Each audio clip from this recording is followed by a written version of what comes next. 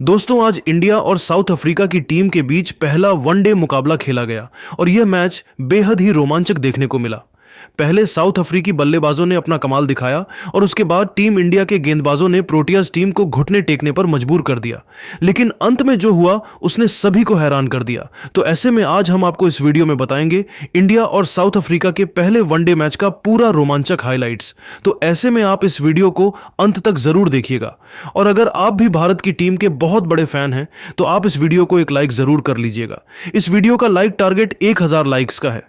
दोस्तों, आज से साउथ 2028 अफ्रीका की भारत के खिलाफ वनडे सीरीज का आगाज हो चुका है और 3 वनडे मैचों की इस सीरीज का आगाज बेहद ही धमाकेदार तरीके से हुआ, जिसे देख हर कोई हैरान रह गया। और इस सीरीज का पहला मुकाबला खेला गया रांची के शानदार जेएससीए इंटरनेशनल स्टेडियम कॉम्प्लेक्स में। माहौल पूरी तरह से क्रिकेट के रंग में रंगा हुआ था। सुबह से ही स्टेडियम के बाहर फैंस की लंबी लंबी कतारें लगी हुई थीं।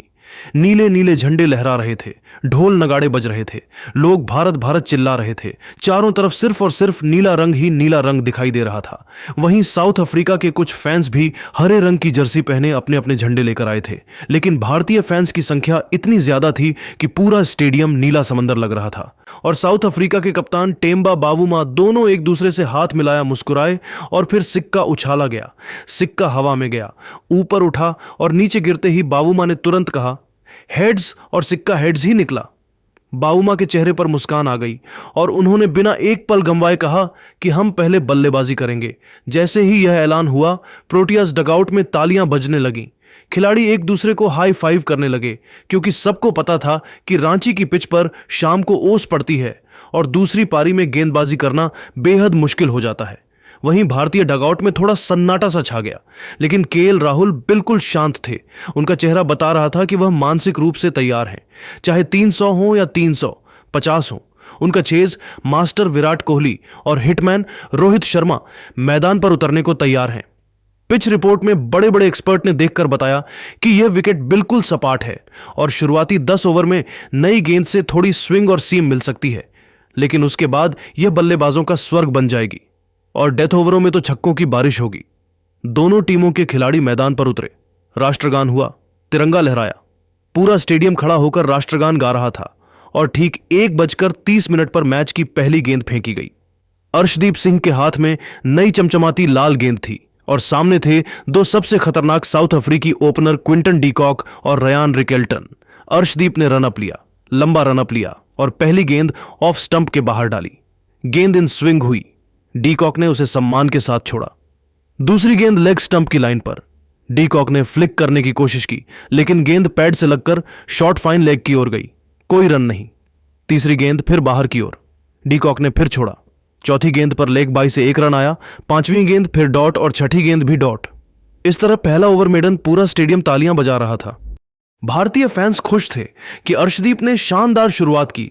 दूसरा ओवर लेकर आए प्रसिद्ध कृष्णा लंबे लंबे कदमों वाला यह तेज गेंदबाज पहली ही गेंद पर जबरदस्त बाउंस निकालकर आया। रिकेल्टन ने उसे डक करके बचाया, लेकिन प्रसिद्ध कृष्ण की पहली गेंद ने एक बात तो साफ कर दी थी कि वह आज आक्रामक अंदाज में गेंदबाजी करने वाले हैं और बल्लेबाजों के लिए उनकी गति और बाउंस को संभालना आसान नहीं होने वाला। और इसी के साथ कृष्ण ने दूसरी गेंद शॉर्ट लेंथ पर डाली, जिसे रिकेल्टन ने उसे छोड़ा, लेकिन तीसरी गेंद पर क्विंटन डी कॉक ने अपना ट्रेडमार्क कवर ड्राइव जड़ दिया। गेंद बल्ले के बीचों बीच लगी और हवा को चीरते हुए पॉइंट बाउंड्री के बाहर 4 रन। पूरा स्टेडियम सन्न रह गया कि इतनी स्विंग होने के बावजूद डी कॉक ने कैसे इतनी परफेक्ट टाइमिंग से शॉट खेला। चौथा ओवर फिर अर्शदीप का और इस बार रयान रिकेल्टन ने भी हाथ खोल दिए। ऑफ स्टंप के बाहर जाती गेंद को लेट कट करके थर्ड मैन की दिशा में 4 रन बटोरे। पावर प्ले के पहले 10 ओवर में साउथ अफ्रीका ने बिना कोई विकेट गंवाए 70 रन ठोक दिए। दोनों बल्लेबाज पूरी तरह सेट दिख रहे थे, सिंगल डबल लेकर स्ट्राइक रोटेट कर रहे थे, बीच बीच में चौके भी लगा रहे थे। इसे देखकर भारतीय कप्तान केएल राहुल थोड़े चिंतित दिख रहे थे क्योंकि रन रेट 7 के करीब चल रहा था और कोई विकेट नहीं गिर रहा था। लेकिन 11वें ओवर में राहुल ने अपना त्रुप का इक्का खेला और गेंद सौंपी। चाइनामैन कुलदीप यादव को जैसे ही कुलदीप गेंद लेकर आए, मैदान पर सन्नाटा छा गया। पहली गेंद फ्लाइटेड डाली, रिकेल्टन आगे बढ़े, लेकिन गेंद टर्न हुई और लेग स्टंप को चूमती हुई विकेट कीपर समुंदर के दस्तानों में समा गई। बोल्ड रयान रिकेल्टन 41 गेंदों पर 48 रन बनाकर पवेलियन लौटे। उनकी पारी में 7 चौके और एक छक्का शामिल था। पहला झटका लगा और भारतीय खेमे में खुशी की लहर दौड़ गई। पूरा स्टेडियम भारत भारत के नारों से गूंज उठा। अब क्रीज पर आए एडन मार्करम, जो अपनी शानदार टेक्निक और शानदार टाइमिंग के लिए मशहूर हैं। डी कॉक और मार्करम ने मिलकर पारी को फिर से संभाला। दोनों ने बहुत समझदारी से बल्लेबाजी की। कुलदीप और वॉशिंगटन सुंदर की स्पिन का बखूबी सामना किया। बीच बीच में प्रसिद्ध कृष्णा और अर्शदीप के खिलाफ भी चौके छक्के लगाए। 20वें ओवर तक साउथ अफ्रीका का स्कोर 1 विकेट के नुकसान पर 128 रन हो चुका था। लेकिन ठीक यहीं पर रविंद्र जडेजा ने अपना जादू चलाया। 23वें ओवर में जडेजा की तेज पड़ती गेंद पर एडन मार्करम स्वीप शॉट खेलने गए, लेकिन गेंद सीधी चली और पैड से टकराई। अंपायर ने तुरंत उंगली उठा दी। मार्करम ने रिव्यू लिया, लेकिन अल्ट्राइज में साफ दिखा कि गेंद स्टंप्स पर लग रही थी। एडन मार्करम 38 गेंदों पर 35 रन बनाकर एलबीडब्ल्यू आउट। उनकी पारी में 5 चौके शामिल थे। अब कप्तान टेम्बा बावुमा क्रीज पर आए और डी कॉक के साथ मिलकर तीसरे विकेट के लिए शानदार साझेदारी की। दोनों ने मिलकर 82 रन जोड़े। इस दौरान डी कॉक ने अपनी हाफ सेंचुरी भी पूरी कर ली, सिर्फ 55 गेंदों में। लेकिन 34वें ओवर में वॉशिंगटन सुंदर ने कमाल कर दिया। उन्होंने डी कॉक को फ्लाइट देकर लॉन्ग ऑफ की ओर ललचाया और वहां खड़े तिलक वर्मा ने हवा में उड़ते हुए शानदार कैच लपक लिया। Quinton de Kock long off की दिशा में बड़ा शॉट खेलते हुए 82 गेंदों पर 91 रन बनाकर आउट हो गए। उनकी शानदार पारी में 10 चौके और 4 छक्के शामिल थे। अब साउथ अफ्रीका की पारी लड़खड़ा रही थी। 3 विकेट गिर चुके थे। नए बल्लेबाज डिवॉल्ड ब्रेविस आए, लेकिन वह भी ज्यादा देर नहीं टिक सके। 40वें ओवर में कुलदीप यादव ने अपनी रॉन्ग वन से उन्हें बुरी तरह बीट कर दिया और गेंद मिडिल स्टंप उड़ा ले गई। डिवॉल्ड ब्रेविस 29 गेंदों पर 31 रन बनाकर बोल्ड अब बावुमा एक छोर संभाले हुए थे। उन्होंने मैथ्यू ब्रीड्सके के साथ मिलकर स्कोर को 240 के पार पहुंचाया, लेकिन 45वें ओवर में प्रसिद्ध कृष्णा की शानदार यॉर्कर ने बावुमा को क्लीन बोल्ड कर दिया। टेम्बा बावुमा 74 गेंदों पर 68 रन बनाकर आउट। उनकी पारी में 8 चौके शामिल थे। अब तो जैसे विकेटों की झड़ी लग गई। 46वें ओवर में अर्शदीप ने कॉर्बिन बॉश को शॉर्ट गेंद पर पुल शॉट खेलते हुए लॉन्ग लेग पर कैच आउट कराया। कॉर्बिन बॉश सिर्फ 11 रन बना सके। 48वें ओवर में जडेजा ने ब्रीड्सके को स्वीप खेलते हुए 45 गेंदों पर 42 रन बनाकर एलबीडब्ल्यू आउट कर दिया। 49वें ओवर में मार्को जानसेन 15 गेंदों पर 18 रन बनाकर रन आउट हो गए और आखिरी ओवर में नांद्रे बर्गर भी 6 रन बनाकर रन आउट हो गए। इस तरह साउथ अफ्रीका ने पूरे 50 ओवर खेलकर 9 विकेट के नुकसान पर 318 रन बनाए। भारतीय गेंदबाजों ने शानदार वापसी की। कुलदीप यादव सबसे सफल गेंदबाज रहे। 10 ओवर में 58 रन देकर 3 विकेट जडेजा और अर्शदीप को 2-2 विकेट मिले। प्रसिद्ध और वॉशिंगटन को 1-1 विकेट अब इंटरवल हुआ और सभी की निगाहें भारतीय चेज पर थीं।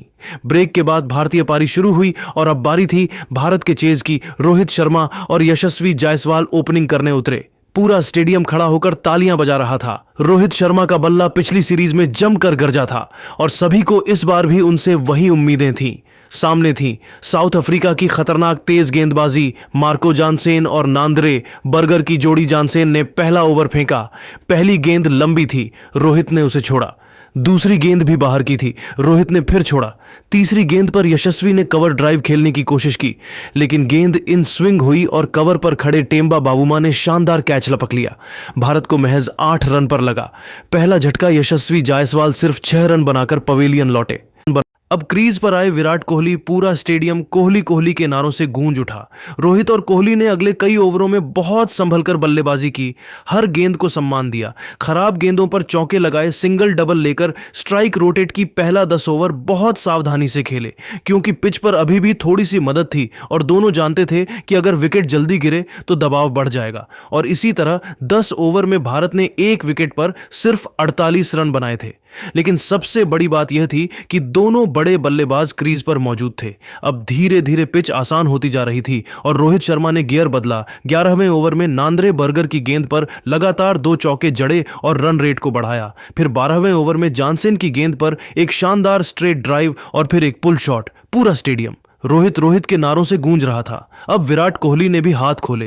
13वें ओवर में ऑटनियल बार्टमैन की गेंद पर कवर ड्राइव, फिर पॉइंट के ऊपर से चौका और फिर एक क्लासिक स्ट्रेट ड्राइव। दोनों बल्लेबाज अब पूरी तरह सेट हो चुके थे और हर ओवर में कम से कम एक बाउंड्री जरूर आ रही थी।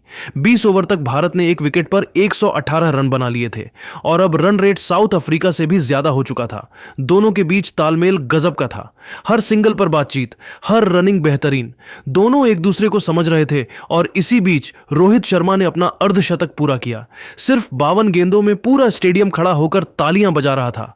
अब विराट कोहली भी तेजी से रन बना रहे थे।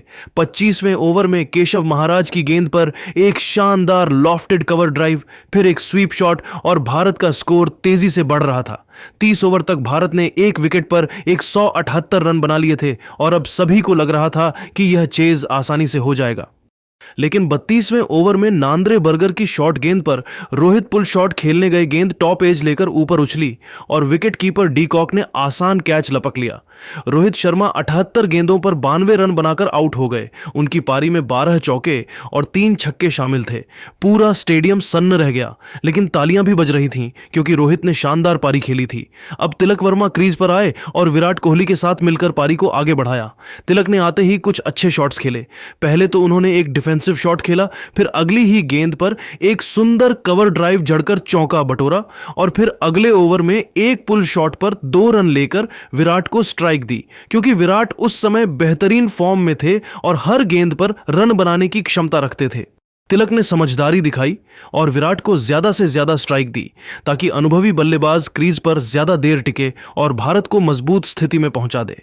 तिलक ने अपनी पारी में कुछ शानदार फ्लिक शॉट्स भी खेले और मिड विकेट की दिशा में कुछ रन बटोरे, लेकिन उनका मुख्य काम यही था कि विराट को स्ट्राइक देते रहें और पारी को संभाले रखें।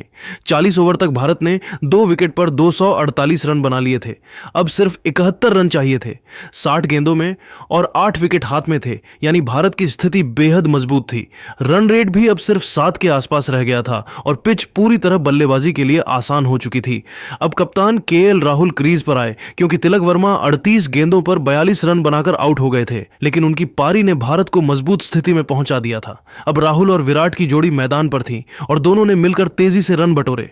राहुल ने आते ही कुछ शानदार शॉट्स खेले। पहले एक क्लासिक कवर ड्राइव पर चौका, फिर एक लॉफ्टेड शॉट पर मिड ऑन के ऊपर से छक्का और फिर एक फ्लिक शॉट पर मिड विकेट की दिशा में चौका। भारत का स्कोर तेजी से बढ़ने लगा। राहुल ने अपनी आक्रामकता दिखाई और विराट को सपोर्ट करते हुए बड़े शॉट्स खेले ताकि रन रेट और नीचे आए और दबाव साउथ अफ्रीकी गेंदबाजों पर बढ़े। 45वें ओवर में विराट कोहली ने अपना शानदार शतक पूरा किया। 115 गेंदों में पूरा स्टेडियम खड़ा होकर तालियां बजा रहा था। कोहली ने 118 गेंदों पर 118 रन बनाए, 142 रन बनाए थे। उनकी पारी में 16 चौके और 4 छक्के शामिल थे, लेकिन ठीक अगले ही ओवर यानी 46वें ओवर में मार्को जानसेन की एक शानदार यॉर्कर ने विराट को क्लीन बोल्ड कर दिया। गेंद स्टंप्स पर जा लगी और विराट को पवेलियन लौटना पड़ा, लेकिन तब तक भारत को सिर्फ 18 रन चाहिए थे और 24 गेंदें बाकी थीं, यानी भारत की जीत लगभग पक्की हो चुकी थी। अब ऋषभ पंत क्रीज पर आए और राहुल के साथ मिलकर आसानी से मैच फिनिश कर दिया। पंत ने आते ही एक शानदार अपरकट पर चौका जड़ा, फिर एक पुल शॉट पर छक्का और फिर कुछ सिंगल डबल लेकर मैच को खत्म किया। राहुल 48 गेंदों पर 72 रन बनाकर नाबाद रहे, जिसमें 9 चौके और 2 छक्के शामिल थे, और पंत 12 गेंदों पर 28 रन बनाकर नाबाद रहे, जिसमें 3 चौके और 1 छक्का था।